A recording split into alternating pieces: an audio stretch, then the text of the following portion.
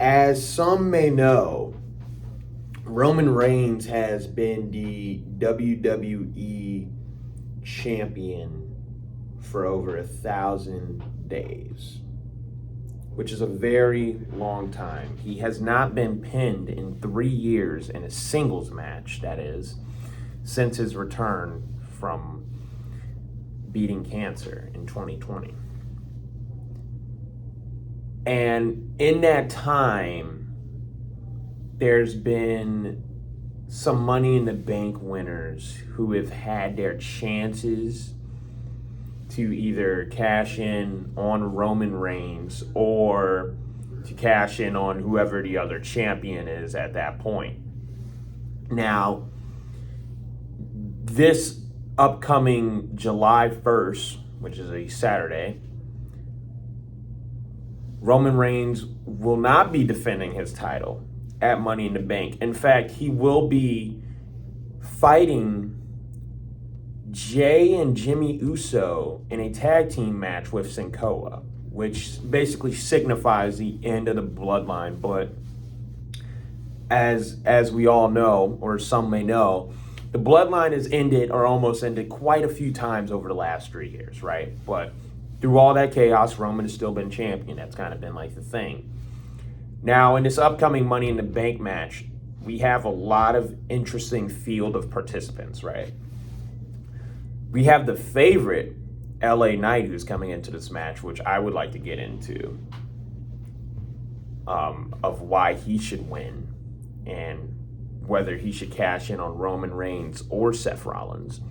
You have Damian Priest, who's in the match, which could be interesting with him because more than likely if Damian Priest wins, he could cash in, he will cash in on Seth Rollins, probably after his match with Finn Balor at Money in the Bank. So, because Damian Priest and Finn Balor, they're currently in this, they're in a faction and they're kind of getting into it, but they're not. But all signs point to a split happening at some point. Then we have Shinsuke Nakamura, who's kind of just been floating around WWE the past few years. Basically, since him and Cesaro stopped tagging, they've kind of just both have separated their ways. Cesaro went to AEW, I believe.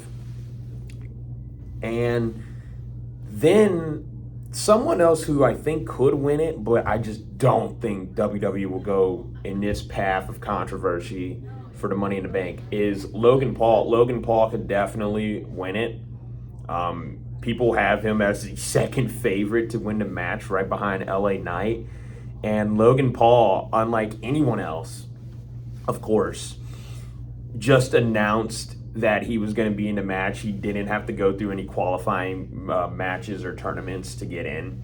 Like he said, WWE just gave him a chance. He announced it when they last had WWE Raw in Cleveland. And then you got some other guys mixed in. Butch, former known as Pete Dunne. Solid mic worker, good in-ring work. Then you got Santos Escobar, who's kind of been rolling around with Rey Mysterio lately since Dominic dropped Mysterio, turned heel, all that. And then you got Ricochet, who everyone knows is not going to win. He's just there for spots. I mean, I see it as a wasted space, especially given that Ricochet beat The Miz to get into the match. And then there's another guy like Matt Riddle who's just not in the match, or even Austin Theory's not in it after he won last year and absolutely got wasted in terms of trying to cash in. But I think LA Knight should win the Money in the Bank briefcase contract because he is the most over out of all the superstars I just named right now. He's got some mic skills that are up there with some of the top guys in the game, if you ask me. Roman Reigns, MJF. He can talk with the best of them.